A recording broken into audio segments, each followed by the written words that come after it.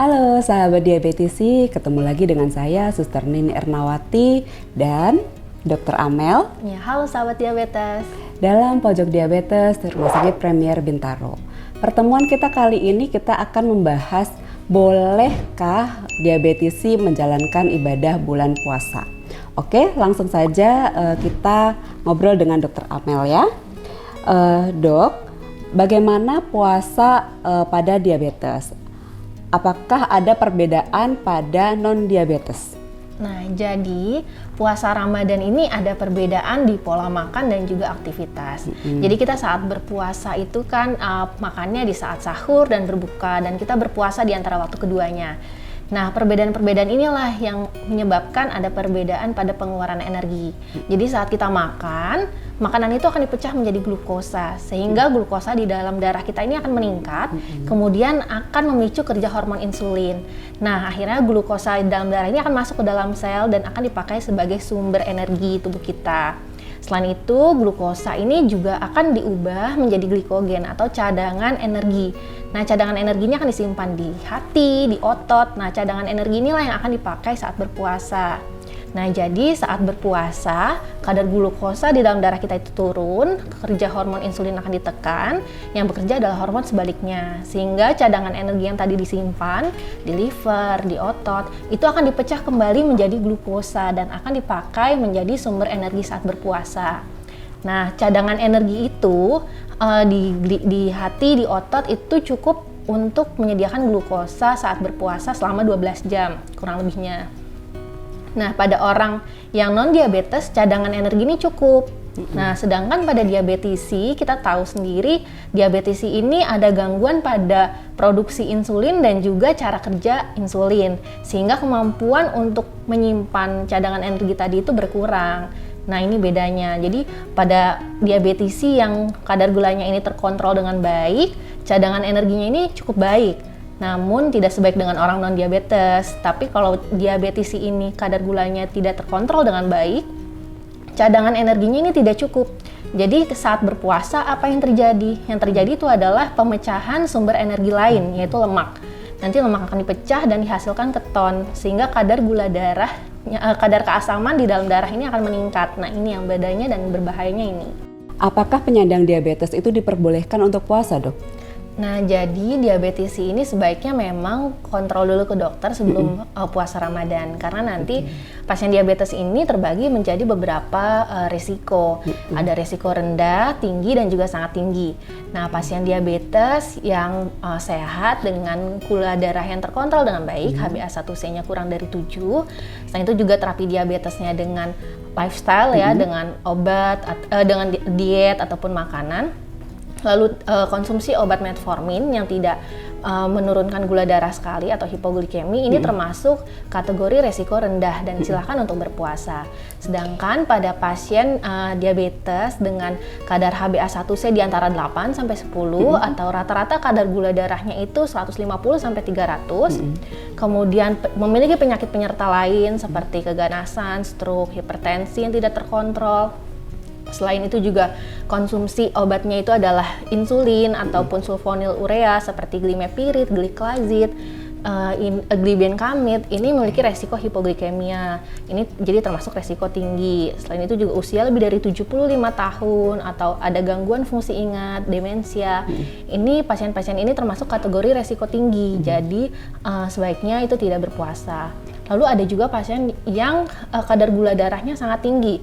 Rata-rata gula darah puasanya itu lebih dari 300. HbA1c lebih dari 10. Selain itu juga ada riwayat hipoglikemia yang berulang ataupun dalam 3 bulan terakhir ini terjadi episode hipoglikemia yang berat. Lalu riwayat ketoasidosis. Selain itu juga diabetes dengan kehamilan, kemudian diabetes tipe 1, diabetes dengan pekerja aktivitas yang berat, ataupun pasien diabetes dengan dialisis atau cuci darah.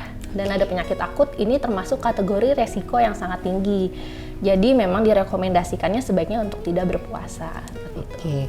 Nah, apa saja sih, Dok, resiko-resikonya yang harus dipertimbangkan oleh diabetisi, Dok? Nah, tadi kita kan bicara ada resiko-resikonya ya. Nah, sekarang resikonya apa saja? Nah, Sebelumnya kita tahu puasa Ramadan itu memang punya manfaat tentunya, termasuk untuk para diabetisi. Ada untuk melindungi organ tubuh, kemudian juga membantu menurunkan tekanan darah, kolesterol darah, lemak darah. Tapi diabetisi ini juga harus paham risiko-risiko yang mungkin bisa ditimbulkan terkait berpuasa. Nah, yang pertama itu ada hipoglikemia atau kadar gula darah yang rendah, biasa ditandai kurang dari 70 mg per desiliter. Kenapa bisa terjadi hipoglikemia? Itu biasanya karena asupan yang kurang atau terkait dengan durasi puasa dengan obat diabetes. Nah, gejalanya, diabetes ini harus paham dengan gejala hipoglikemia karena beberapa pasien itu meskipun kadar gula darahnya belum sampai di bawah 70, itu sudah merasakan gejala hipoglikemia. Gejalanya itu bisa pusing, berkeringat dingin, gemetar, sakit kepala, merasa lemah, lapar, bahkan bisa penurunan kesadaran.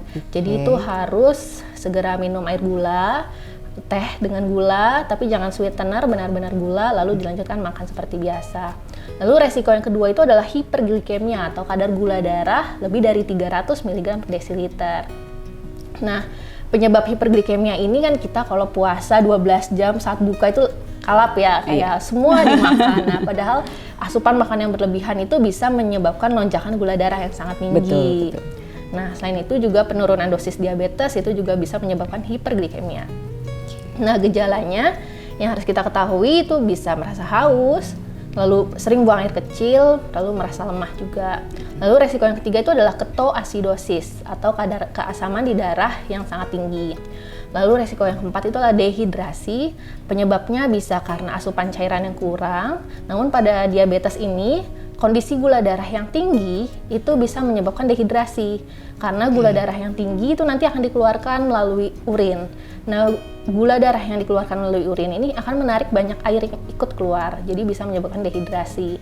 Dehidrasi ini bisa menyebabkan tekanan darah turun, sinkop atau pingsan. Jadi kita harus hati-hati juga dengan dehidrasi. Lalu resiko selanjutnya adalah trombosis atau pembekuan darah di pembuluh darah. Ini penyebabnya karena dehidrasi tadi. Lalu gejalanya yang bisa dirasakan itu adalah nyeri hebat di daerah pembuluh darah yang membeku tersebut.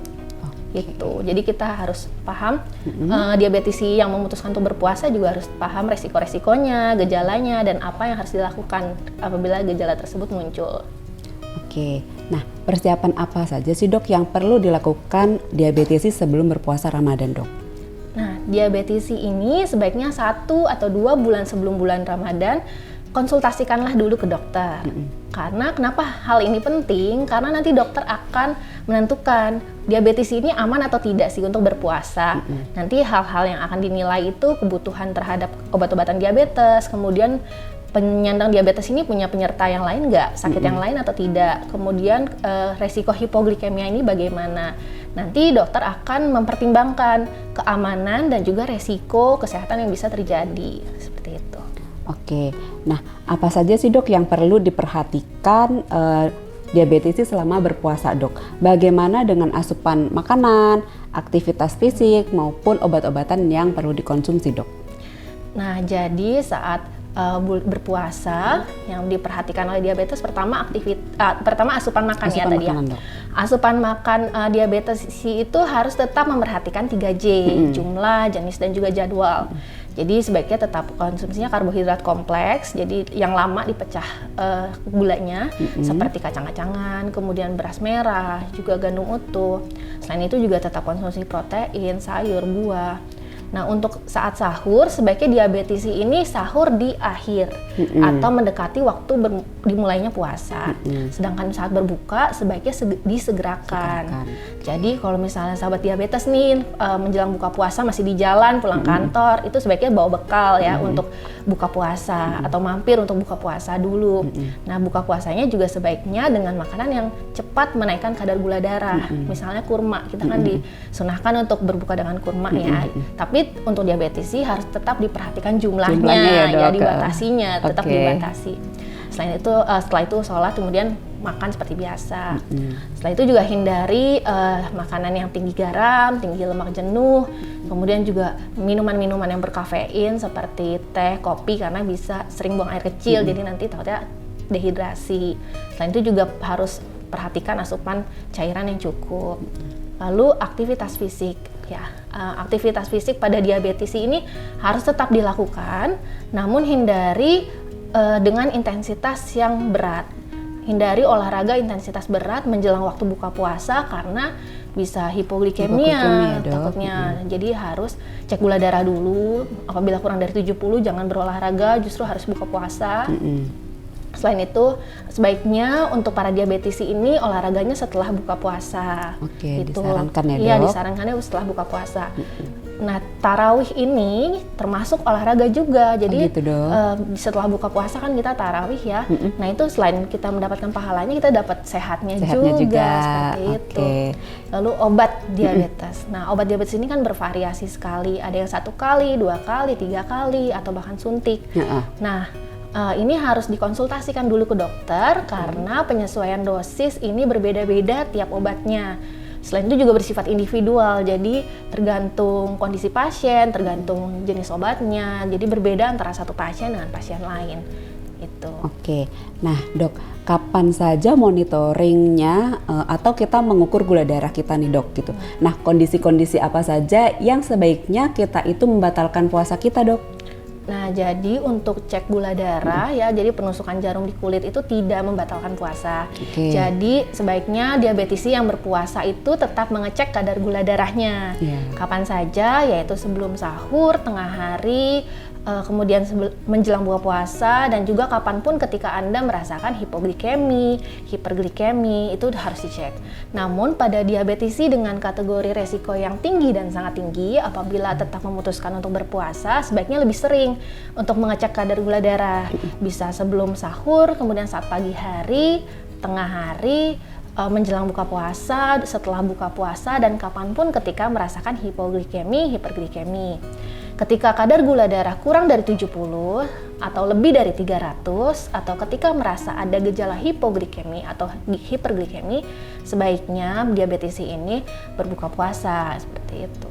Oke, sahabat diabetisi, demikianlah bincang kita dengan Dr. Amel kali ini tentang persiapan berpuasa Ramadan bagi diabetisi. Jumpa lagi dengan edukator-edukator diabetes yang lain di pojok diabetes Rumah Sakit Premier Bintaro dengan tema dan topik yang menarik. Sampai jumpa. Sampai jumpa.